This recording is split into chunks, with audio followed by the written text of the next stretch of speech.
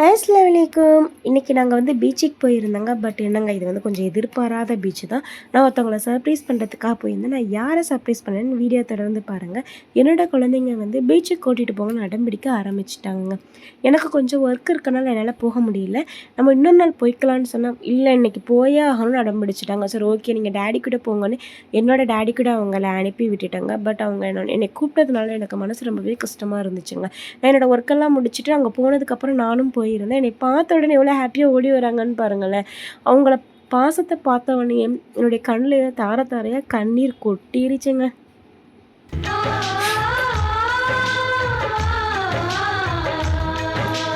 இவ்வளோ பாசக்கார பையபிலியாக நம்ம பெற்றிருக்கோம் அப்படின்னு எனக்கு பெருமையாகவும் இருந்துச்சுங்க.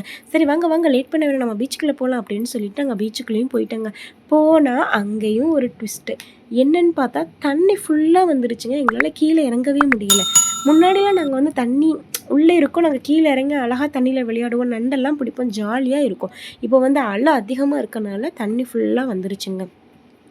எங்களால் இறங்கி விளையாடவே முடியலை. குழந்தைங்க வந்து கடலில் இறங்கி அவங்களும் அடம்பிடிக்க ஆரம்பிச்சிட்டாங்க. அதெல்லாம் இறங்கக்கூடாது, கடல் வர வேகத்துக்கு நம்மளை இழுத்துட்டு போய் நம்ம சொல்லியை முடிச்சு விட்டுருன்னு சொன்னாலே இழுத்துட்டு போனாலும் பரவாயில்ல வாங்க இறங்குவோன்னு சொல்கிறாங்க. பிள்ளைங்க நம்மளை போட்டு தள்ளதாங்க கூப்பிட்டுருக்கு.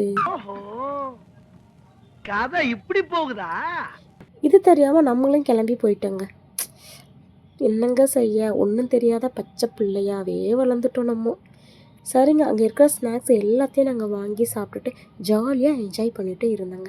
குழந்தைங்களோட ஆசையை நிறைவேற்றுறது ஒரு தனி ஃபீல் தான். என்ன அவங்களோட பாசத்துக்கு ஈடே இருக்காதுங்க.